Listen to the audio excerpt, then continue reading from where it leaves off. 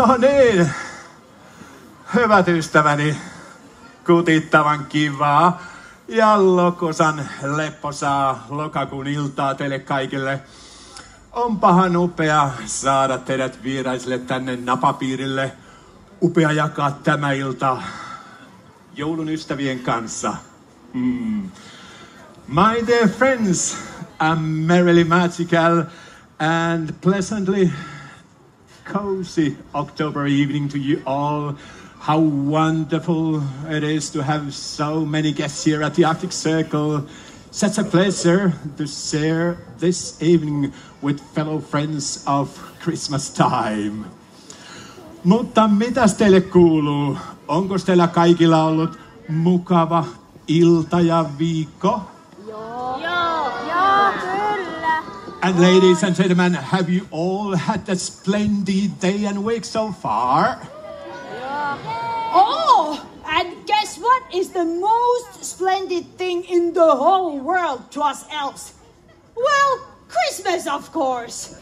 Tiedättekö te, mikä meidän tonttujen mielestä maailman mukavin asia? No, joulu. Ja tykkäättekö sitä joulusta? Do you like Christmas? Ja aikooko täällä kukaan olla sille ihan pikkusen kiltisti sinne jouluun asti?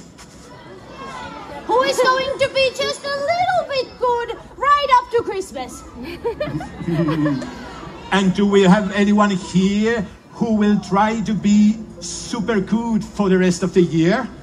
Joo, eli onko täällä sellaisia, jotka aikoo olla näin mahdottoman kiltisti jouluun saakka? No ihan selvästi kaikki. Näyttää siltä, että meillä on kaikki valmista joulun tulla. Thank you very much, my dear friends. Everything appears to be ready for Christmas to arrive. Whoa! Hold your reindeer, Santa. Not just yet, because we have got some very lovely and rather exciting questions. Eli joulupukki ei vielä mihinkään. Meille on tullut kivoja ja jännittäviä kysymyksiä. Some of our, tai tällaiset tosi monet meidän pienemmistä ystävistä haluaisi tietää, että voiko tontuksi alkaa? Ja jos voi, niin miten? Ahaa, no mutta Herttinen sentään, tottahan toki.